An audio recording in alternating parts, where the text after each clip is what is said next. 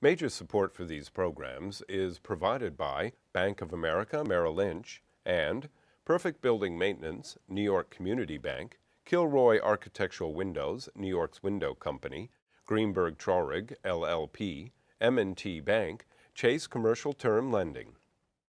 Additional support is provided by Briarwood Organization, Bruce Mosler, Capital One Bank, Cassidy Turley, C.B. Richard Ellis, Chelsea Lighting, Cushman and Wakefield, Dime Savings Bank of Williamsburg, Douglaston Development, DDG Partners, Hal Fettner, Durst Fettner Residential, Friedman LLP, Accountants and Advisors, Gemini Real Estate Advisors, LLC, Genova Burns and Gian Tomasi, Investors Bank, James D. Kuhn Real Estate Center at Syracuse University, James Orphanides, Centurion Holdings, Corman Communities, Madison Realty Capital, Margolin Weiner and Evans, LLP, Certified Public Accountants and Business Advisors, Massey Knackle Realty Services, Meridian Capital Group, Newmark Knight Frank, Sterling and Sterling, SJP Properties, Stonehenge Partners, the Wickoff Group, Urban American, and Ackman Ziff Real Estate, Ariel Property Advisors, Eastern Consolidated, Essex Capital Partners, Goldman Properties, Moynihan Group, Muss Development, RAL Development Services, the Spandrel Group, LLC, Rosewood Realty Group, Terra CRG, Triangle Equities.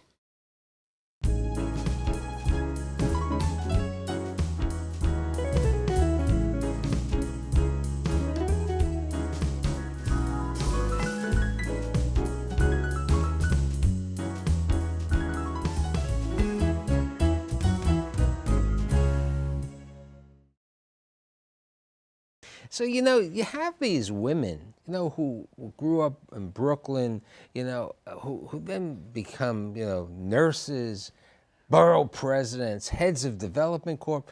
There aren't too many in the city, with the exception of my guest today, Claire Shulman. Thanks for being here. Thanks for inviting me. So, you said to me you were born in Brooklyn, then there was a short period of time in New Jersey in the farm country, and then you came back to Brooklyn. And when you came back to Brooklyn, you were a young kid, and you graduated high school pretty young. Where'd you go, James Madison? James Madison, 1942. So James Madison in 1942, and then what happens? You decide to go to Brooklyn College? I went to Brooklyn College, I was 16. And what happens one day, you're on a trolley in Brooklyn on your way to Brooklyn College? What happens? I really didn't know what I wanted to do with my life. And I thought, well, I don't think I want to be a teacher. I want to do something exciting.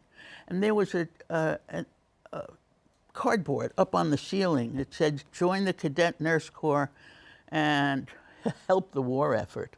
I said, gee, I think I can be a nurse. And so I pursued it. And I called Adelphi. By that time, I'd been at Brooklyn College for a year and a half, but I had about 2 years worth of credits. And I said, if you take my credits from Brooklyn and give me a bachelor's degree when I finish the nurse's training, I'll come. Now you lived. I was 17. But you lived in Brooklyn. Now you needed to get housing out at Adelphi, right? So anyway, they accepted me, and I went. And the dormitories weren't quite ready, but my aunt lived on Whitehall Boulevard, which is in Garden City, which is where Adelphi is. So I stayed with my aunt until the dormitories were ready.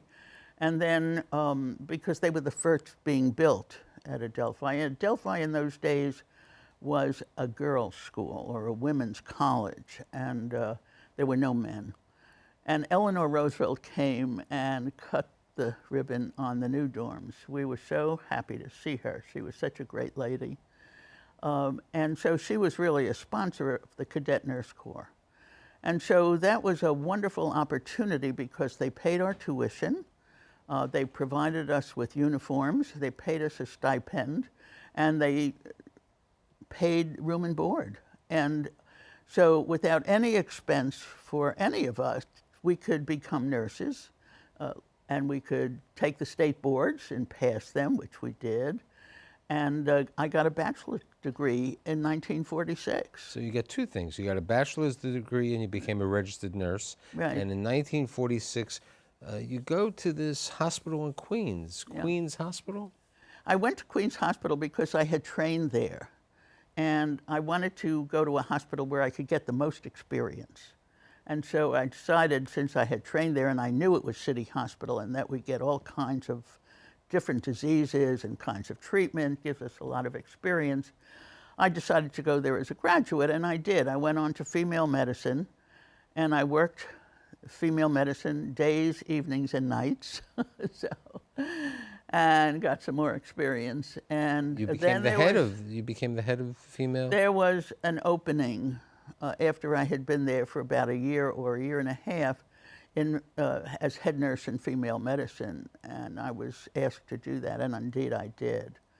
And I was head nurse on female medicine until 1950, when my son was born. Now, you met your husband over at... Right, he was an intern at Queens Hospital Center. And subsequently, then the war, Korean War came out, and you... Well, Larry was about, I think, 2 years old, and Mel had been in World War II he was basic training, and then they put him into medical school. So when Korea happened, 1951, they called those guys back into service, and so we took off for Fort Sam Houston in Texas with Larry in the back seat. And Mel did a basic training for doctors at Fort Sam Houston, and then we were sent to Fort Bragg in North Carolina and Fayetteville, where Ellen was born in the 3rd Army Hospital. And then you come back to Queens, right? And as you said to me, there were a couple of houses, one size, two sizes, but you got involved with the Parents Club, or whatever it was called, at PS 41. What was the Parents Society? Well, in those days, Larry was born in 50, so in 55, I guess he started kindergarten. We had already bought a small house in that neighborhood. The Mothers Club was a nice women's club. It was very conservative. There were PTAs all over the place in the city, parents associations, but we were Mothers Club. And so I got to be president because really nobody wanted the job. And I enjoyed it, but the school was very old and it was kind of falling apart. And so I had a friend who was a lawyer, Eve Weiss, and we went to the Board of Ed, and the guy in charge of construction was, I think his name was Eugene Holt. We threatened to sue him as a slumlord. And Eugene Holt, God bless him, he was really competent and very efficient.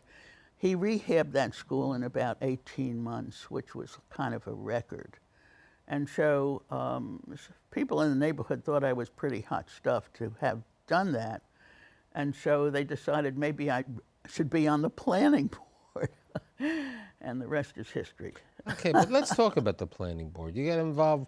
Now, it was, I think, around you're a mother. You're right. You're a mother of two kids. You know, you had been out of nursing for 17, 18 years. You were in the Mothers Club and the PTA and the other association, and now you really get involved with planning. What did you know about planning? Well, you know, when I was running the Mothers Club, I learned all about legislation, education legislation. And I kind of got interested in government, could see how it operated and who was doing what, and, who the key people were. And I enjoyed it. I was interested in government. I thought maybe I could do this. When I was on the planning board, again, nobody really wanted it, so I became the chair of that planning board and learned all about what our responsibilities were, which were not very many. It wasn't until the charter was passed about 3 or 4 years later that planning boards became a lot more effective, had responsibilities, charter responsibilities, were considered non-salaried city employees, and it became a major, really grassroots government in the city of New York. Let's talk about some of the planning, because, I mean, Queens is, you know, the second largest borough. As you remember when I did the presentation for the group a couple weeks ago, you have over 2.5 million citizens. You have more different nationalities and dialects of anywhere else. And there are a lot of things that have taken place over the years that you have been involved with, specifically, you know, in Queens and the city, but Queens. And one of the major projects which we were talking about was the Astoria Studios. Oh. I mean, which really built the city, because we were in economic times that we needed some business over here, and we had the studios, which were originally Paramount Studios when they were filming in 1928. Tell me a little bit about that. Well, the unions came to see the Borough President, and Hollywood was shooting street scenes in New York City, but then they go back to Hollywood and do the main, you know, they'd shoot the film, the interiors, and then they do post-production stuff in Hollywood. And so we had the old Paramount Studios in Long Island City that dated back to 1928, I think. And the unions, that was Screen Actors Guild, that was John McGuire, Local 52 was Larry Barr and Sam Roberts. Could we do something to reopen those obviously beautiful facilities? Well, it was kind of complicated because it had been the Army Signal Corps during World War II. When the Army finished with it, the feds gave it to the City University, but they gave it to them and they couldn't afford to use it. It was the middle 70s, and you know, everybody was close to bankruptcy in those days. And so the union said, let's see if we can open it. And it had been an HRA facility, and so you couldn't do anything, make a profit in the facility. So we went to Washington, I did, and shifted the property to GSA, where you could run profit-making entities in that facility. And the unions were delighted, and the Screen Actors Guild was delighted, and the first movie that came in under the new regulations was The Wiz, with Sidney Lumet and Lena Horne and Diana Ross. And Diana Ross, I keep blocking that name, but Diana Ross. And then they built the 42nd Street Library on the main stage, which was like the 4th largest sound stage in the world. And Diana Ross comes dancing down the Yellow Brick Road, and I'm standing there in the dark with Ed Koch, and she jumps right into Ed Koch's arms. Well, he was absolutely one of the best supporters of that project. And so we did a lot of repairs. Kitty Carlisle Hart helped us, and Saul Weprin in the State Assembly helped us. And they gave us like the first $300,000, and we fixed up the sprinkling system and the plumbing, and you know, we were able to open the studios. And then the city did an RFP, and I'm going over this very quickly. The city did an RFP, and George Kaufman won the RFP and proceeded to modernize the facility. He had a lot of interesting partners, you know, people in the movie business. And so it became a very, very valuable project. We got that property, and I must tell you this because we got the property for $1, 5.5 acres. They will never make that mistake again. And the reason is because Geraldine Ferraro and the guy in the Bronx, you know, decided to name it a historic monument, and under those regulations, we could get the 5.5 acres for $1. And so the feds gave us a 99-year lease, and that's the Board of Estimate. And so we had certain requirements. We had to use part of that property for the public benefit. And that's how the American Museum of the Moving Image was created. And Shelley Sloven did an outstanding job in building that facility. It's really one of the best facilities in the world of its kind. Let's talk about the Hall of Science. Wait a minute, I want to tell you something about that damn movie business. Okay. It went from 0 to $5 to $6 billion a year in economic activity for the city of New York, and that's not hay. And then you even helped my friends the Sooners, because they bought a bread factory and that was abandoned, and then they made that Silver Cup Studios. They are astonishingly successful, the Silver Cup Studios. So is the Kaufman Astoria Studios. And George has picked up almost 15 acres and now has a huge facility. And so, in Queens, we're making movies, a lot of movies, a lot of television. People know that we have the Mets, we have the tennis stadium, which you've been involved with, but people don't remember that there was 2 World's Fairs in New York, in Queens. That's right. And typically what happens when you have an event like the World's Fair, no matter what city, is it's worked on, they do the work, and then when it's over, you have a vagrant building in a situation. Let's talk about the Hall of Science. Well, the World's Fair left the park in a mess. It really was. We had to get the federal building down. But the Hall of Science was sitting there, and it had some very interesting people on the board that really wanted to develop it. The only thing that was there at that particular time was like a ham station. And so I took a look at that and decided that maybe we could do something with that property. It was really beautiful. And so we worked with the board. We tried to raise some money privately. It was very difficult to do. But, Jane Safer came to our rescue. She's a wonderful woman and has helped us in so many ways, and she's still on that board. She got Alan Friedman from Paris to agree to come and run the Hall of Science, help us to design it and build it and make a really very effective hands-on science museum for the children in the city of New York. And Alan called and said, if you get me an apartment, Claire, I'll come. So I quick got on the telephone and got him an apartment in Manhattan. And the rest is history, as we say. Alan came and he helped, he and Jane Safer and the board. And I invested a lot of money into I knew the people involved were going to do this job and be successful at it. And so we invested a lot of money, and the Hall of Science was rebuilt. It took a heck of a lot of time and a lot of interest and a lot of money, because the building was leaking, had to really be rebuilt, and it was. And of course, it has been expanded. Alan is now a pretty famous consultant.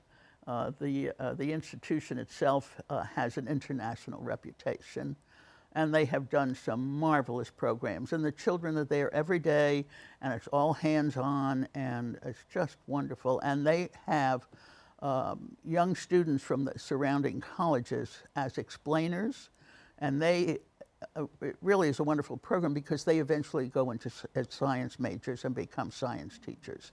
And believe me, the city of New York needs some very experienced science teachers. With regard to science, you did the restoration or the rebuilding or whatever you want to call it of your alma mater, because you started Queens Hospital. Let's talk about that major work. Well, the federal government, the agency of the federal government, threatened to tear it down because it was old.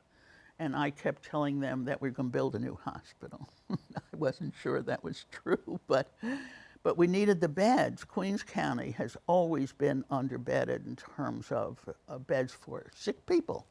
I mean, like Manhattan had 14,000 beds, and we had about 6. And with 2.8 million citizens, right.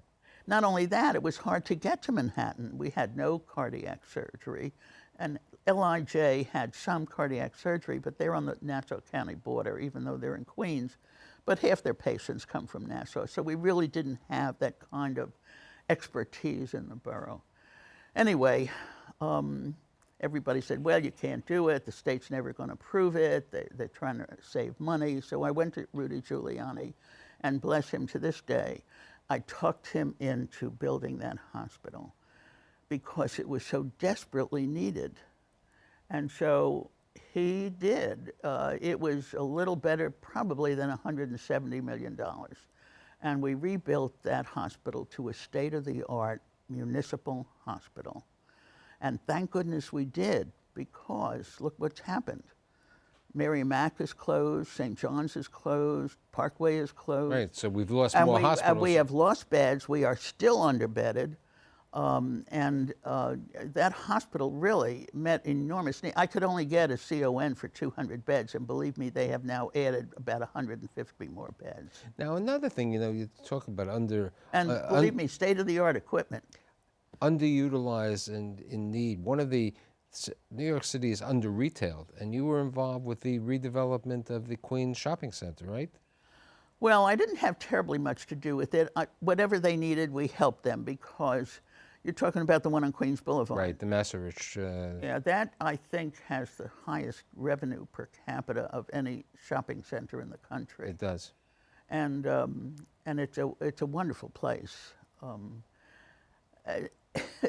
It's got subway, it's got Long Island Railroad, and it's doing very well, obviously. What about the bald eagles that are named after you and Mel in the Queens Museum? No, it's Queens Zoo. Zoo. I know. What is this? Well, what happened was we helped them rebuild the zoo. And the zoo was specifically built for young children, because you could see the animals.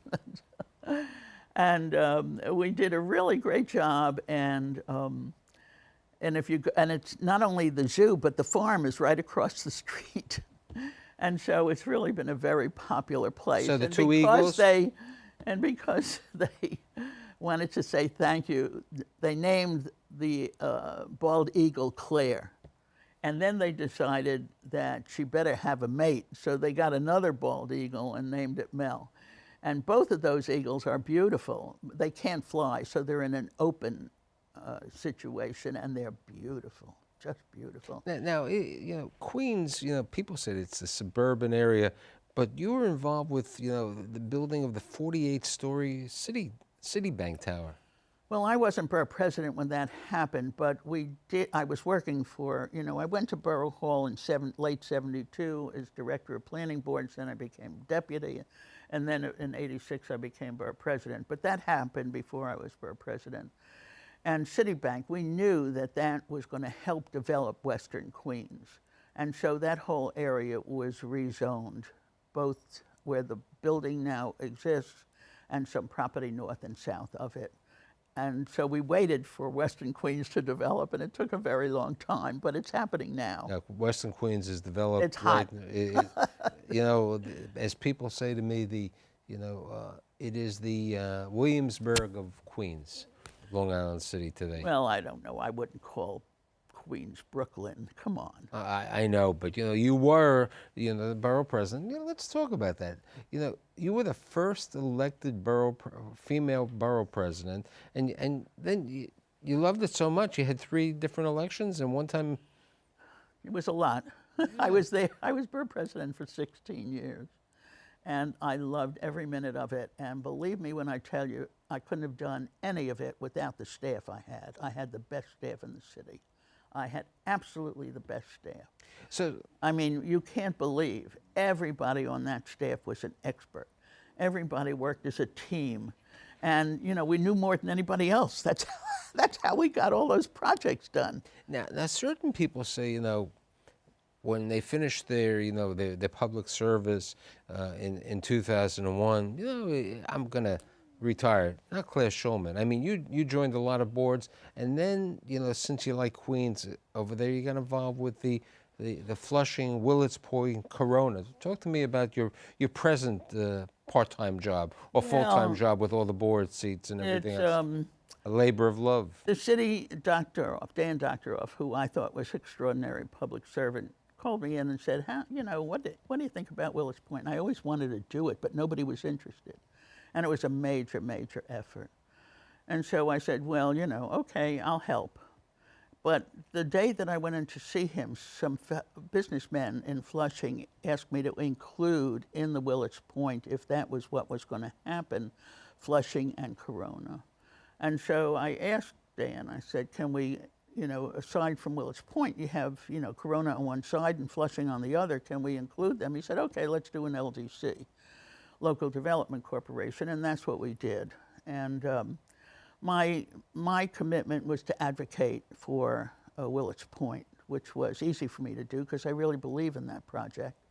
And so I helped the city with the City Planning Commission and with the City Council. And after that, we still advocate for the project, but the city took over all the technical aspects of how you develop Willets Point, what do you do with the pollution, how do you raise, what do you do with the water table, which is quite high. And then we decided, my board, that since Willets Point was going to be developed on the west side of the Flushing River, what are we going to do on the east side of the Flushing River to make it compatible with the west side, because you wanted a balance in North Queens. So we engaged in that effort, and we have been working on developing the east side of that creek, and the neighborhood, the Main Street folks wanted a pedestrian bridge because there's no way to get into Willets Point that's easy. And so we have now located a site. The State Department of State has given us a grant to plan for 60 acres of Flushing, just east of the river from Roosevelt Avenue to Northern Boulevard and from the river to Prince Street.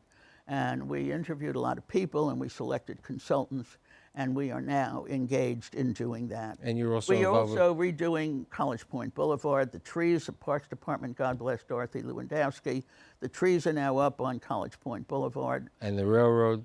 And we are working on making the Long Island Railroad accessible to the public because the number 7 train is so crowded. And really, with the increased population in downtown Flushing, you really need another mode of transportation. And so the Helena Williams, who runs the Long Island Railroad, has agreed, and we have in the budget $8.5 million. And so the elevators to both the east and west side of the Long Island Railroad on Main Street are currently in design. Helena says that it'll take about a year, but it may take a little longer because you know how it is with the bureaucracy, but it is now a project. Now, something that I briefly touched upon, the tennis stadium. That was also a labor of love. It had some opposition because there are people that love Flushing Meadow and don't want anything to mar the expanse of the Flushing Meadow. Actually, Flushing Meadow is a user park because we have so many facilities. So along comes the tennis stadium, and they want to take over the Louis Armstrong Bowl because Forest Hills was a little too small for what was happening to the world of tennis was expanding, and the interest in it was so huge. And so Slew Hester, bless him, from Texas, was the head of the U.S. Open, came to Borough Hall and asked if they couldn't move into Flushing Meadow. And I had on my staff at that time a very competent lawyer. His name was Nick Garfis, who, Nick is now a federal judge. And Nick really worked on that contract and he is an expert on the airports, and worked with Senator D'Amato and whatever other officials had control of the FAA, so that in the semifinals and the finals, the airplanes wouldn't fly over Flushing Meadow. And let me tell you, they built a gorgeous tennis stadium with all their own money. However, they gave me a trust fund. Okay. An $8 million trust fund. 30 minutes to do the life of Claire Shulman is not an appropriate time, but I have to. And all I can say is, fortunately, maybe, it was riding on that trolley one day and seeing the sign, be a cadet, that you became a cadet, not in nursing, which you were, but a cadet for the city of New York, and thank you for being here today. Thank you for inviting me, Michael. It's been a pleasure.